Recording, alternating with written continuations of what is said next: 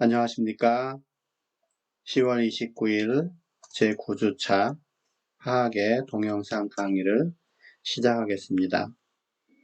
먼저 여러분 과제 제출 현황을 확인해 보세요. 10월 22일자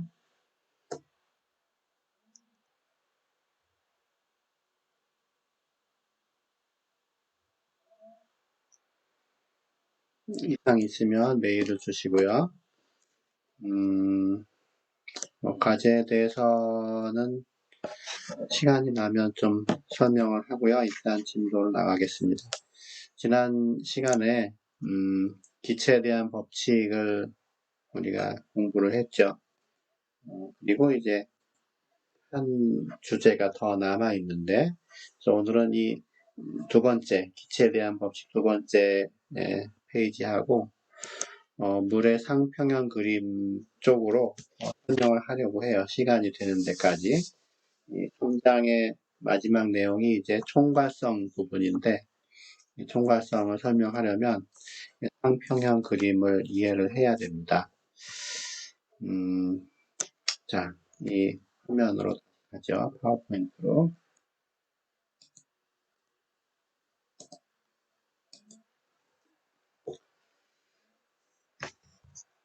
지금 기체와 기체 법칙 2라고 해서 이상기체 법칙은 앞에서 설명을 했고, 오늘은 기체 분자 운동론이라고 하는 그 이론이 있는데, 거기에 마지막 결론, 요 한글로 되어 있는 이 부분이에요.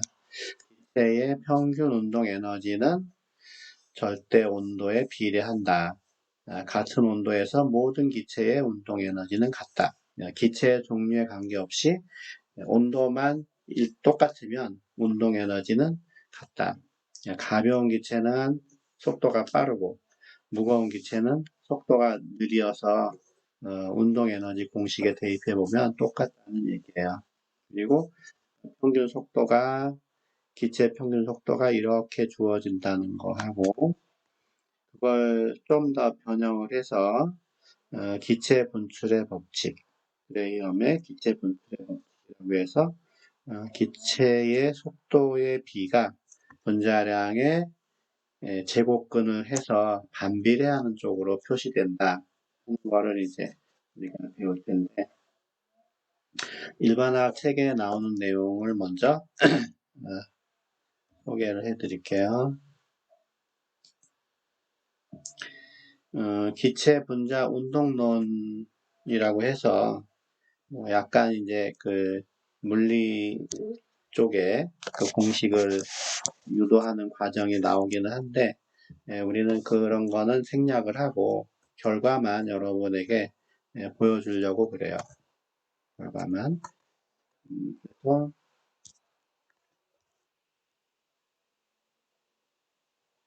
무슨 색깔로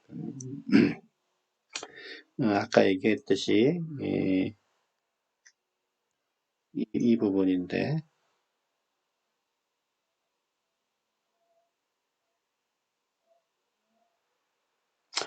1, 2, 3, 4, 5 이렇게 해서 이제 나오는 과정이 있는데, 이제 마지막만 우리가 이용할 겁니다. 그래서 기체 분자에 여기 보면은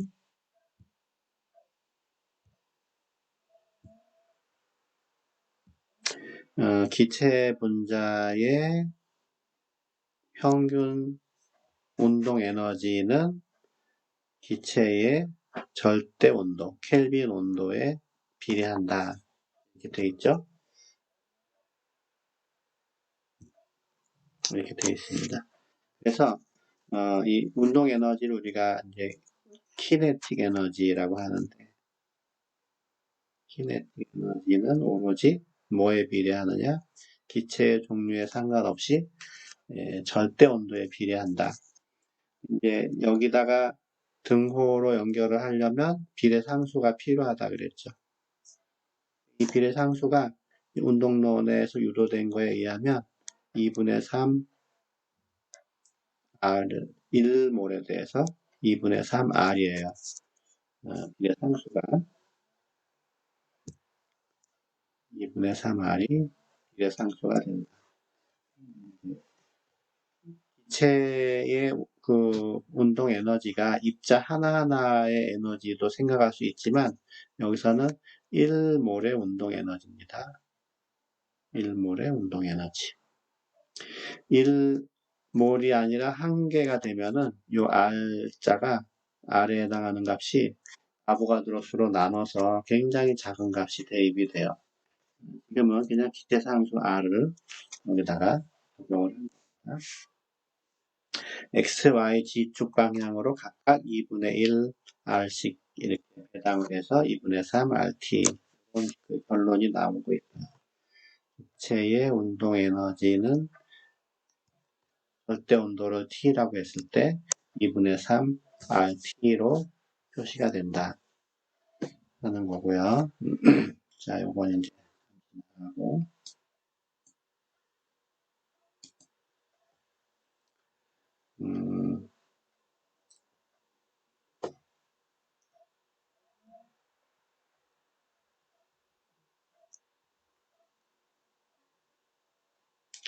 이 화면을 한번 잘 봐주세요.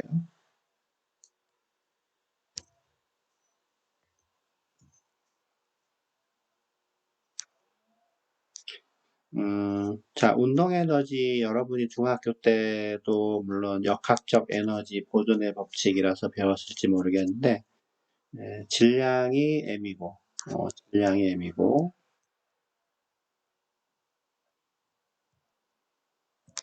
속도가 V라고 하면 이제 여기서 이제 U라고 나왔죠. U라고 하면 V나 U나 같다고 보면 됩니다. 질량이 M이고 속도가 V라고 하면 운동 에너지는 2분의 1 mv 제곱이다. 이렇게 돼요. 그래서 여기서는 질량을 M, 속도를 U라고 하면 운동 에너지는 2분의 1 MU의 제곱이다. 했는데 이 기체의 속도라는 것이 이제 문과에서는 잘 안 배우지만 우리가 속도라 그러면 방향성을 가지고 있어요. 벡터라고 해서 방향성을 가지고 있어요. 만약에 이쪽으로 속도가 어떤 단위를 이용해서 10이라고 하면 이쪽으로 똑같은 속도는 마이너스 10.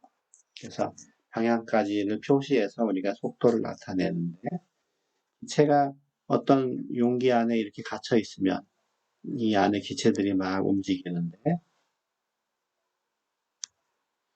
이 갇혀 있는 기체가 뭐 한쪽으로 막 쏠리는 일은 없잖아요. 기체는 모든 방향으로 퍼져나가는 거기 때문에 또 압력이 높은 데서 낮은 데로 퍼지니까 일단 기체를 가둬 놓으면 모든 영역에서 동일한 압력을 나타내면서 끊임없이 움직이기는 하지만 기체가 한쪽으로 몰려서 이동하는 일은 없습니다. 이리 가는 게 100개 있으면 이리 가는 게 100개 있고 이쪽으로 속도가 10자리가 있으면 이쪽으로 10자리도 뭐 통계적으로 같을 거고. 그래서 우리가 이제 기체가 한 개가 있는 게 아니라 1몰이라고 했는데 1몰이면은 6.02 곱하기 10의 23승계의 입자가 있는 건데 이 각각의 기체들이 움직이는 속도를 평균을 내서 이제 계산에 대입을 하고 싶은데 평균을 내면 아까 말한 대로 방향을 가지고 있어서 뭐 양의 값이 있으면 음의 값도 있어서 평균 내면 0이 나와요. 뭐 1이 움직이는 기체도 있고 1이 움직이는 기체도 있고 여러 가지 속도. 그래서 이걸 그냥 평균을 낼 수는 없고 0이 나오니까 절대값을 취해서 평균을 내면 좋기는 한데 절대값은 수학적으로 뭐 미분을 한다거나 처리하기가 조금 까다로워서 차라리 제곱을 해서 평균을 내요. 그래서 각각의 속도들을 다 제곱을 합니다. 제곱을 하면 이제 더 이상 벡터가 아니고 숫자가 돼요. 다 더해서 n으로 나누면 평균이 되겠죠. 근데 이 평균은 너무 크죠. 제곱을 했으니까. 그래서 평균 나온 거를 다시 또 루트를 취하는 거예요. 이렇게 이 순서가 제곱을 하고 평균을 내고 루트를 취한다. u들이 있으면 제곱을 하고 평균을 내고 제곱근을 취하면 원래 처음에 갖는 그 속도의 값하고 스케일이 비슷하게 나옵니다. 말이 좀 복잡한데 속도의 제곱, 평균, 루트. 영어는 이제 뒤에서부터 처리를 하니까 루트 민 스퀘어라고 읽긴 하지만 제곱, 평균, 제곱근. 속도의 제곱의 평균의 제곱근이다. 우리는 URMS라고 해요. 그래서 하나에 입자면은 이런 공식이 되겠지만 1몰에 해당하는 기체의 운동 에너지는 이 U 자리에 이 URMS를 집어넣는 게 사실은 정확한 표현이다. 그러나 그냥 일반적으로 그냥 평균이라고 이렇게 나타내도 소통에는 크게 지장이 없습니다. 벡터 같은 거 따지지 않으면 U의 제곱을 해서 평균하고 루트를 씌운 거하고 그냥 절대값을 평균 낸 거하고 값이 똑같으냐 하면은 똑같지는 않아요. 이게 좀 큰 것 같은데 내 생각에. 하여튼 그렇습니다. 그래서 기체의 1몰에 해당하는 기체의 평균 운동 에너지는 2분의 1 m u 제곱의 RMS라고 표시된 거 요렇게 대입을 해야 돼요. 그래서 요거는 이제 분자량이에요. 분자량인데 이제 이 에너지 같은 걸 계산하려면 표준 단위로 해야 되기 때문에 이거는 킬로그램 단위로 분자량을 표시해야 돼요. 정확하게 말하면 분자량보다는 몰 질량이죠.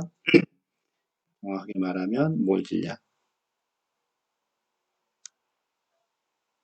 단위는 킬로그램 퍼 몰. 이렇게 됩니다. 그리고 이제 이게 운동 에너지인데 기체 분자 운동론에서 말하는 운동 에너지는 2분의 3 RT예요. 2분의 3 RT. 그래서 이 두 개가 결국은 서로 같다. 이렇게 이제 설정을 할 겁니다.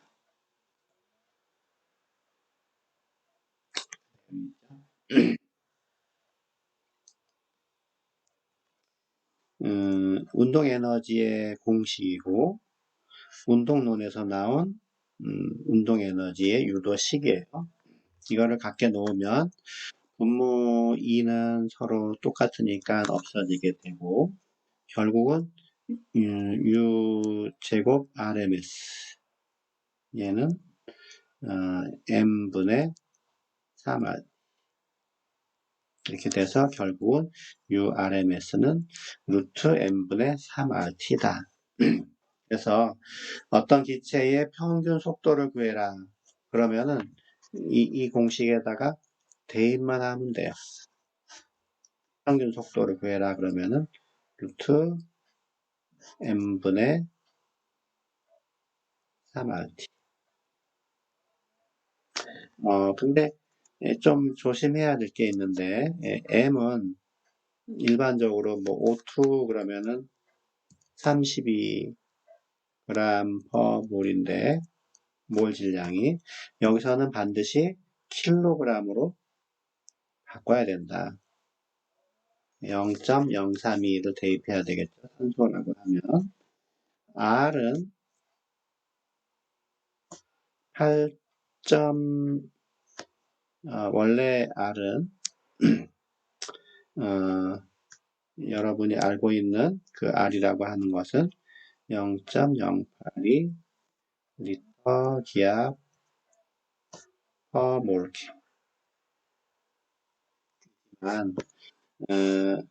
이게 이제 표준 단위인 우리가 속도 그러면 이제 표준 단위가 미터 퍼 세크, 프로당 미터인데, 이렇게 나오기 위해서는 여기 들어가는 모든 값들도 표준 단위로 해야 돼요. 그래서 0.082 리터 기압 퍼 몰케인데, 표준 단위는 부피의 표준 단위는 리터가 아니라 미터의 세제곱이고, 압력의 표준 단위는 파스칼이죠. 여러분이 지난 이제 있었던 것처럼. 그래서 환산인자로 바꿔서 계산을 하면 8.314가 돼요. 미터 세제곱 파스칼 이렇게 되겠죠. 파스칼 곱하기 미터 세제곱. 파스칼이 무슨 단위인지 여러분이 잘하면 기억을 할 수 있을 텐데.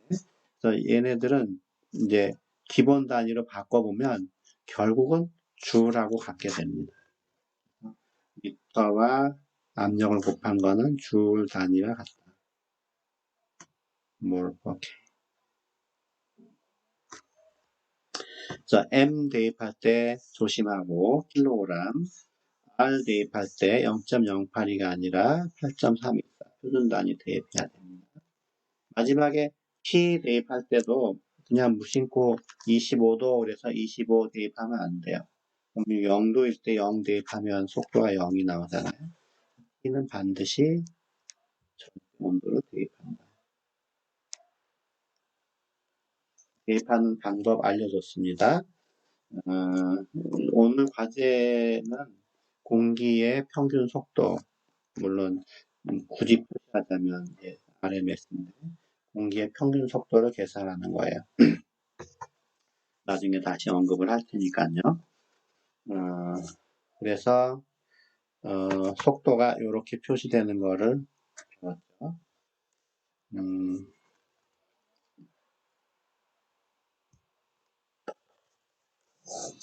금방 이제 뭘 했냐면 자 이제 U 우리가 정확히 쓰자면은 URMS지만 귀찮으니까 그냥 평균 속도라고 우리가 생각을 합시다. 평균 속도.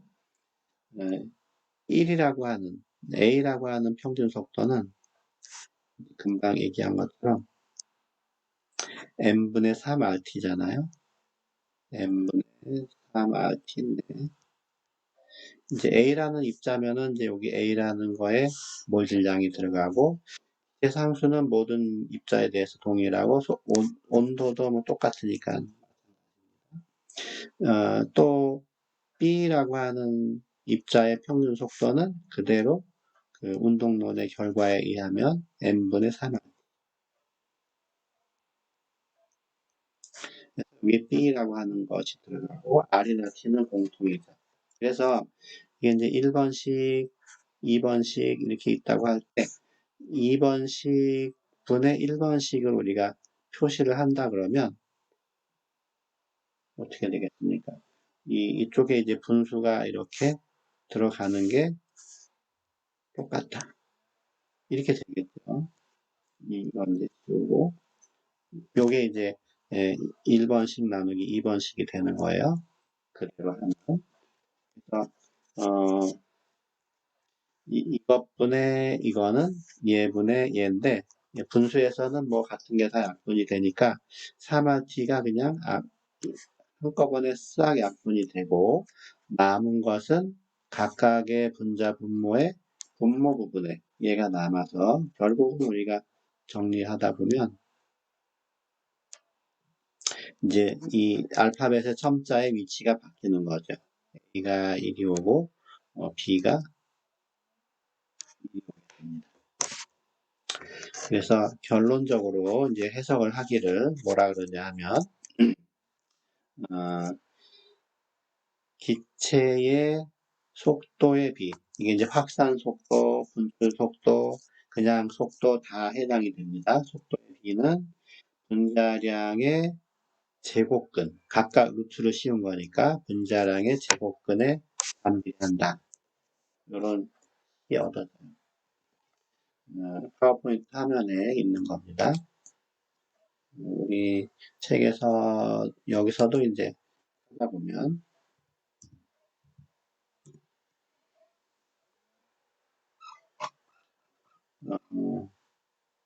이게 음,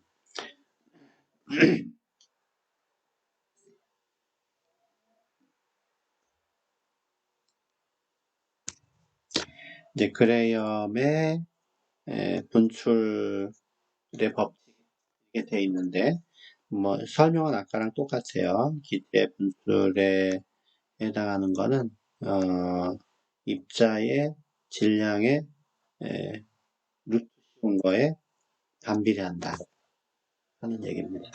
반비례는 분자 분모의 그 순서를 뒤집어서 쓴 거예요. 아까 그 노트에서 있는 것처럼.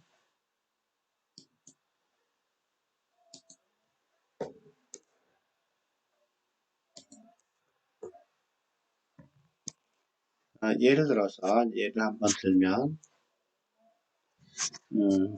자 만약에 A가 NH3라고 하고 B가 HCl이라고 하면 NH3는 이제 원자량을 다 더하면 17이에요. HCl은 36.5. 물론 단위가 킬로그램 퍼 몰이지만 어차피 이 분자 분모에 똑같은 단위가 있으면 같이 킬로그램으로 해도 되고 그램으로 해도 되고 AMU로 해도 되고 상관이 없죠. 그래서 A가 NH3니까 암모니아의 속도 나누기 염화수소의 속도라는 것은 어떻게 되느냐? 분자량의 암모니아 또 이 분자량의 HCl 이렇게 해서 대입을 해보면 17.0분의 36.5 17의 2배가 34니까 얘는 대충 얼마인가요? 2 정도 되겠죠.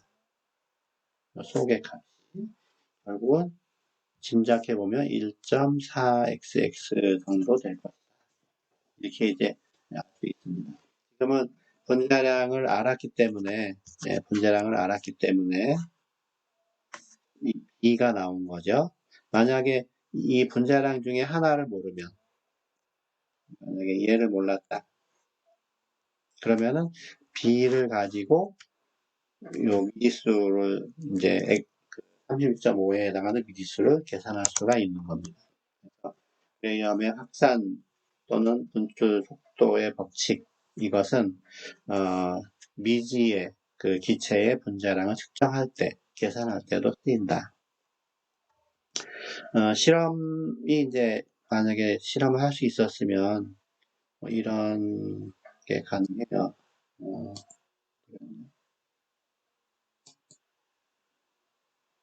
이거를 받았나 보네.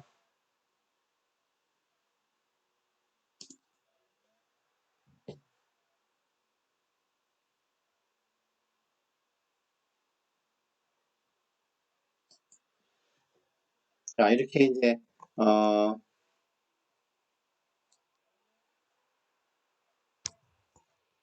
개인 관에 옆으로 돌아가서 여러분이 보기 좀 힘들 텐데 얘를 회전을 시키면 크기가 또 작아져서 이게 더 나아요. 고개를 좀 갸우뚱하고 보세요. 이쪽에는 예를 들어서 암모니아, 진한 암모니아를 솜에다가 묻혀서 여기 패킹을 해서 놓고 이쪽에는 염산이죠. 염화수소, 염산을 이제 진한 거를 묻혀서 실험을 하는데 진한 산과 진한 암모니아를 쓰기 때문에 조심하지 않으면 화상을 입을 수 있습니다. 그리고 둘이 약속을 해서 동시에 딱 맞고 시간을 두고 이제 관찰을 하면 이쪽에서는 이제 암모니아가 확산이 돼서 이동을 하고 여기서는 염화수소가 이동을 하는데 얘가 더 무겁잖아요. 얘가 한 칸 가면 얘는 1.4칸을 이론적으로 간다 하는 얘기입니다.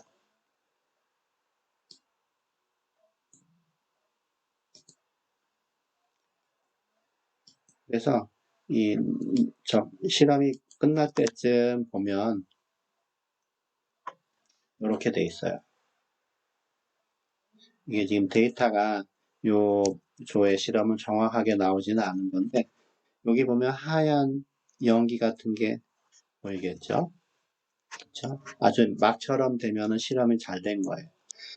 이 실험에서 반응식은 HCl 기체와 NH3 기체가 반응해서 NH4Cl이라고 하는 고체가 만들어지는데, 이것이 흰색이다. 이 기체들은 이제 안 보이는 거죠. 기체니까.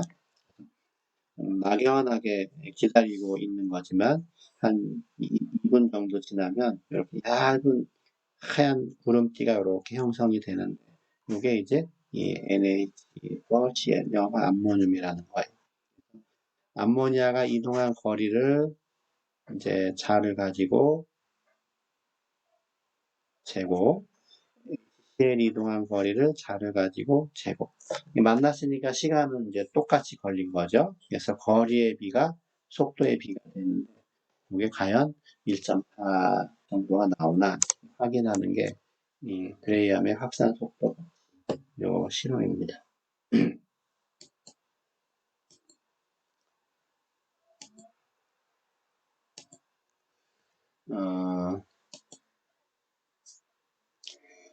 요 설명은 여기까지만 하고요. 앞에서 이제 설명했던 내용들이 여기 이제 들어있는 겁니다. 속도의 비는 분자량의 제곱근에 반비례한다. 평균 속도, RMS라고 하는 거는 M분의 3RT인데, M과 R과 T를 대입할 때 다, 세 가지 다 조심해서 대입을 해야 된다. 하는 게 중요합니다. 그 교재에 보면 플라즈마에 대한 설명이 잠깐 나오는데, 플라즈마는 우리가 용접을 할 때, 또는, 집에서 요리할 때 이제, 가스 렌지를 사용하면, 불을 켜면 파란 불꽃이 생기잖아요. 그 불꽃 부분에 아주 다양한 그 복잡한 에너지가 높은 그 이온화된 그런 물질들이 막 혼합되어 있는데, 그런 것들의 집합체를 우리는 플라즈마라고 한다. 로켓이 발사될 때 배기가 분젠 버너가 실험실에서 사용하는 버너인데 집에서 사용하는 가스렌지랑 똑같아요. 아크 용접기, 산소 용접기 같은 이런 그 고온의 불꽃에 존재하는 높은 그 에너지를 가진 이온들의 집합체를 플라즈마라고 하는데,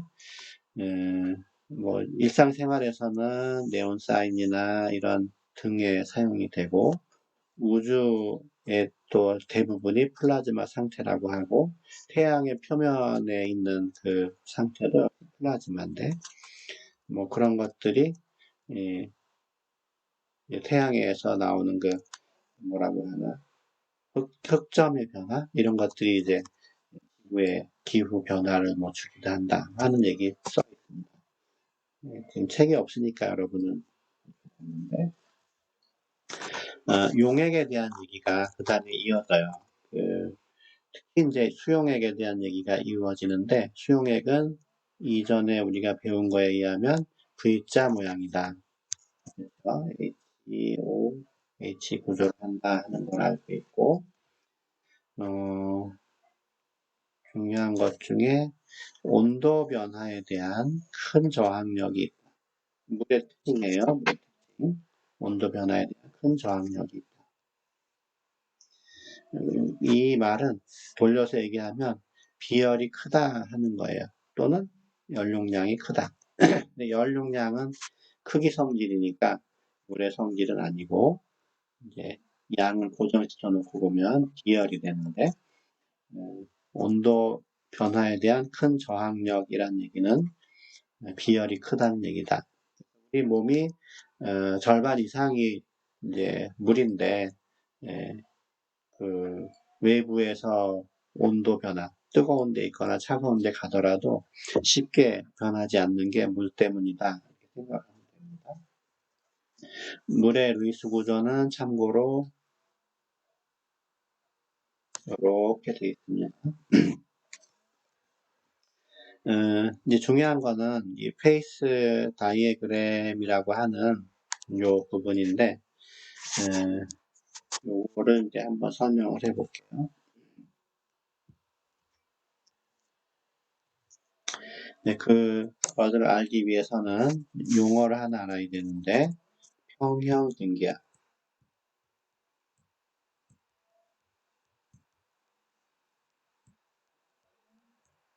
요런 거를 알아야 돼요. 뭐 그림은 이제 좀 어려운데, 그냥 쉽게, 어떤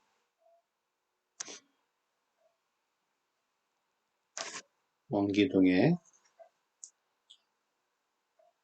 이렇게 있다고 하는데, 물을 적당히 담아두고, 공기가 여기 차 있을 텐데, 순간적으로 이제 압력계를 달고요.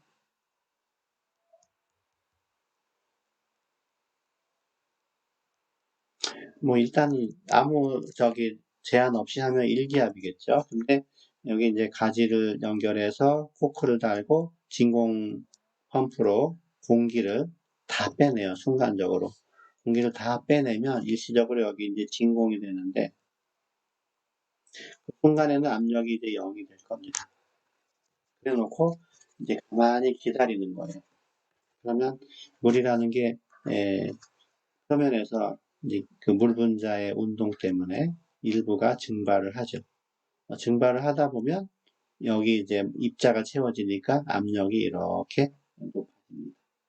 서서히 높아지다가 일단 여기 기체가 수증기가 들어가면 수증기도 끊임없이 사방으로 움직이니까 그 중에 일부분이 또 물로 이렇게 부딪혀요.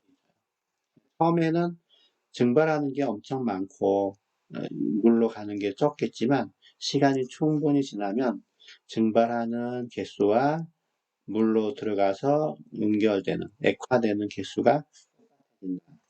눈으로 봐서 아무것도 안 보이지만 얘네들의 그 분자를 본다고 하면 끊임없이 증발과 응축 또는 액화가 일어나는 거예요. 그래서 증발과 응축이 똑같은 속도로 되면은 우리는 이때를 평형이라고 한다. 특별히 움직이는 걸 강조해서 동적 평형이다. 이렇게 얘기를 해요.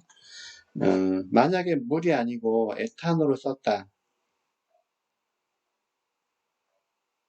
마찬가지겠죠. 에탄올도 증발도 하고 또 액화도 되고 하니까 처음에는 증발하는 게 많겠지만 나중에는 이제 동적 평형이 돼요. 그래서 그런 식으로.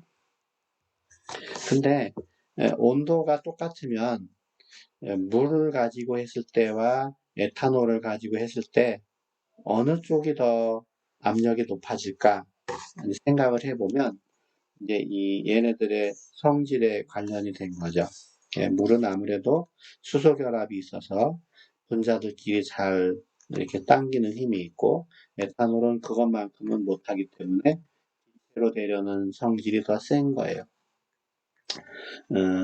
동적 평형이 됐을 때 압력계에 나타나는 압력을 우리는 평형 증기압이라 그래요. 평형 증기압. 증발과 응축이 속도가 같다 하는 거죠. 그러니까 온도가 똑같으면 기체로 되려는 성질이 에탄올이 훨씬 세니까 이쪽이 훨씬 더 높은 압력을 유지하고 있는 거죠. 물보다. 물은 상당히 낮은 압력이고 실제로 온도가 높지 않으면 이 압력이 그렇게 높지 않습니다. 온도를 만약에 높이면 어떻게 되느냐? 당연히 운동이 활발해지니까 평형이 됐을 때에 기체들이 훨씬 많이 분포할 거고 압력이 높아져요. 그래서 이 평형 증기압이 온도에 대해서 압력을 이렇게 나타내면 뭐 0도나 10도나 뭐 20도나 이런 데서는 압력이 별로 안 높아요. 일기압이 만약에 여기라고 하면 760mm HP죠. 토르랑 별로 이렇게 높지 않은 압력이 이렇게 낮은 온도에서는 유지가 되는데 온도가 높아질수록 이 올라가는 그 정도가 심해진다. 얼마나 심해지느냐? 지수함수처럼 급격하게 올라간다. 이렇게 올라가는 거예요. 지수함수 여러분 알죠? 그래서 이 일기압이 될 때의 그 온도로 이렇게 연결을 해보면 이제 이게 이제 정상적으로 끓는 온도가 되는 거거든요. 물의 경우에는 이게 섭씨 100도. 순수한 물의 경우에 섭씨 100도씨인데 순수한 물에는 공기가 일단 들어있지 않다는 걸 가정을 하는데 그래도 용기에 따라서 다른 거 여러분이 알고 있으니까 뭐 굳이 정말로 100도냐 막 이렇게 따지면 뭐 할 말이 없을 수도 있어요. 용기에 따라 다르니까. 에탄올의 경우는 높다 그랬죠. 그 평형증기압이. 그래서 똑같은 온도라고 해도 에탄올은 높은 상태에서 이렇게 올라가요. 그러니까 끓는 점이 100도보다는 에탄올은 낮아서 8도인가 하여튼 뭐 80 몇 도인가 이렇게 되겠죠.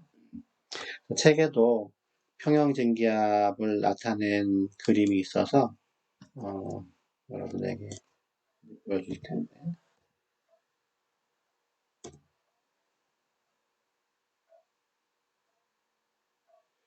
자, 여기 보면은 평형 증기압 이렇게 되어 있죠. 평형 증기압력 몇 가지 액체, 기체의 평형 증기압력을 나타낸 거예요. 물이 상당히 낮은 데서 시작해서 1기압에 해당하는 1기압은 101.3 킬로파스칼 되겠죠. 101325였으니까 여기가 이제 1기압인데 2기압이 될 때 물이 평형 곡선, 평형 증기압 곡선이 만나는 점을 연결해 보면은 에탄올은 78도가 맞나 보네요. 78도다. 에틸 이서 이거 이제 에테르라고 하는 종류 중에 하나인데 마취제 요거는 한 35도쯤. 힐렌 글라이콜에서 이제 부동액으로 쓰는 그거는 뭐 없네요. 여기 보니까 연장을 해보면 200도 정도쯤 됩니다. 자, 이해가 됐나요? 평형 증기압 곡선. 요 곡선을 좀 더 넓은 범위의 온도와 압력으로 확대를 해서 그리는 거예요. 그냥 축소라고 하나요? 그러면 이제 그림이 이렇게 돼요.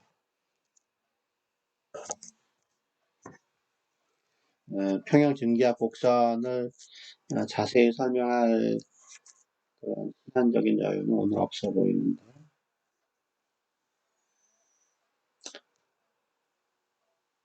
자, 여기 뭐 0도가 이쪽에 어디 있다고 하면 낮은 데서부터 이렇게 올라가는 건데 계속 온도와 압력을 높이는 거예요.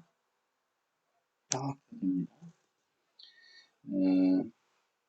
1기압이 여기 이제 어디 있겠죠.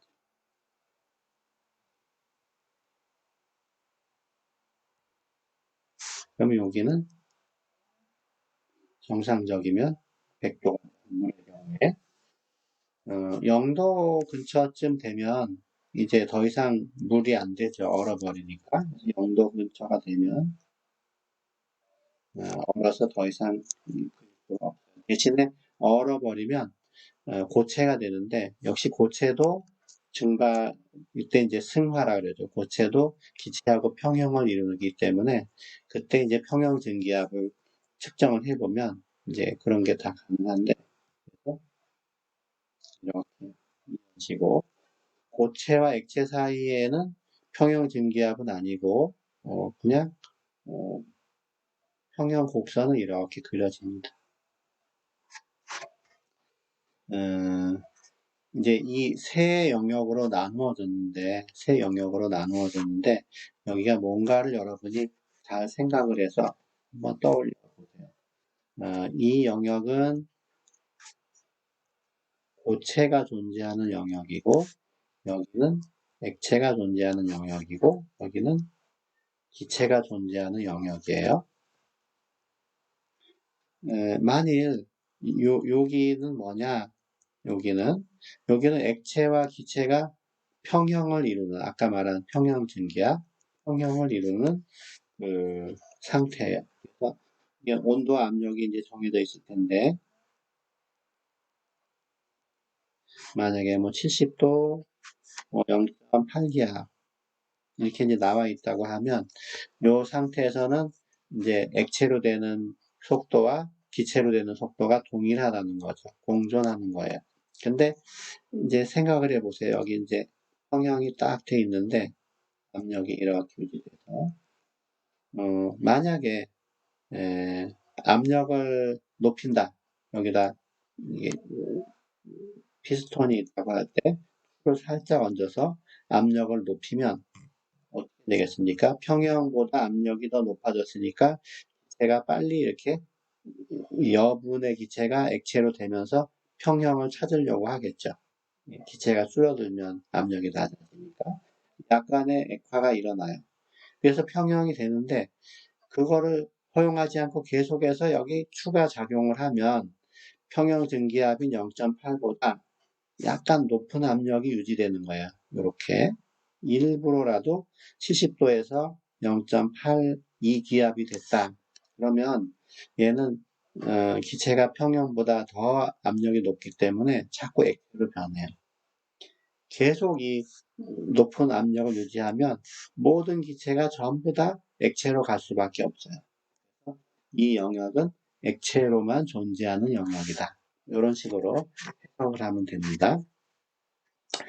이제 고체와 액체와 기체가 적당한 온도와 압력에서 고체로 존재할 것인가, 액체로 존재할 것인가, 기체로 존재할 것인가 알고 싶으면 이 그림을 얻어서 좌표를 읽으면 돼요. 온도와 압력의 좌표를. 여기에 딱 찍히면 이 온도와 압력에서는 기체로 존재한다. 여기에 찍히면 고체로 존재한다. 여기는 이런 식으로 이런 선에 걸치면 녹는 거와 어는 게 평형을 이루는 상황이다. 승하가 평형을 이루는 상황이다. 액화와 기화가 평형을 이루는 상황이다. 이 온도와 압력을 쭉 연장을 해보면 이 곡선이 쭉 가다가 어느 순간에서는 이제 실험으로는 알아낼 수가 없는 고체인지 액체인지 구분이 잘 안 되는 포인트가 있는데 이 온도와 압력 이 점을 임계점이라 그래요. 한계라는 의미를 가지고 있는데 임계점. 얘보다 높은 온도와 압력에서는 액체와 기체의 구분이 모호하다. 고체와 액체는 실험할 수 있는 범위 내에서는 계속 가요.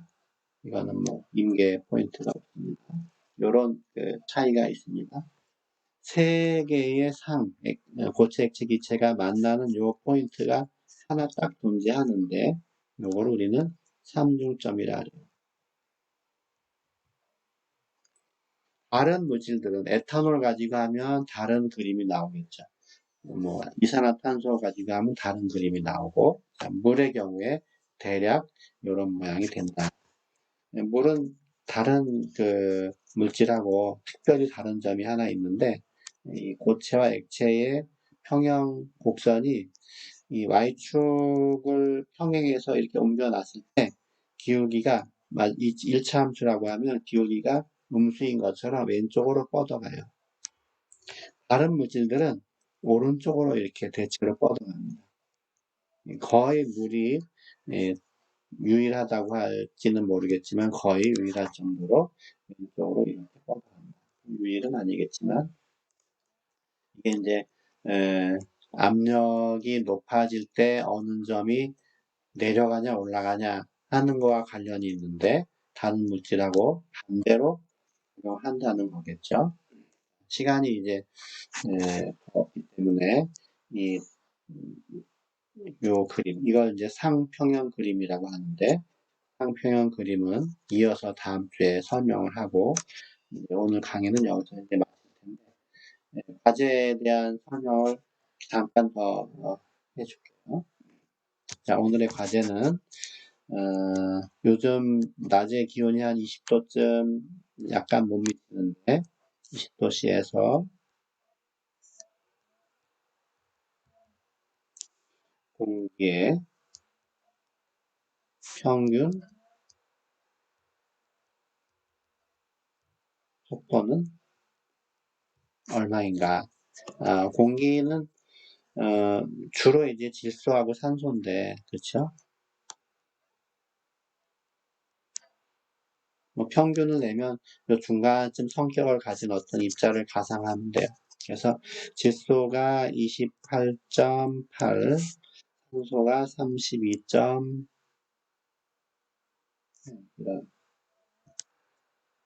질소가 28.0, 산소가 32.0이에요. 그 원자량의 합이 분자량이죠. EMU로 해도 좋고, 그람 퍼 몰도 값은 같은데, 하여튼 이렇게 됩니다. 질소와 산소가 4대 1로 존재를 해요. 공기라고 하면. 그러면 이제 공기의 평균 분자량을 계산을 해요.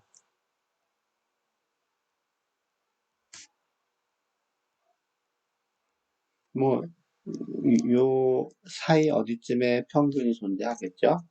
얘를 킬로그램 퍼 몰로 잘 환산을 해서 평균 속도는 루트 m분의 3r이다. r은 아까 얘기했고 t도 섭씨로 대입하지 말라고 했고 m은 지금 여기서 계산하면 나오는 거죠. 중간중간에 계산할 때마다 단위를 적어야 마지막에 값이 루트까지 계산해서 얼마 미터 퍼 세크로 나옵니다.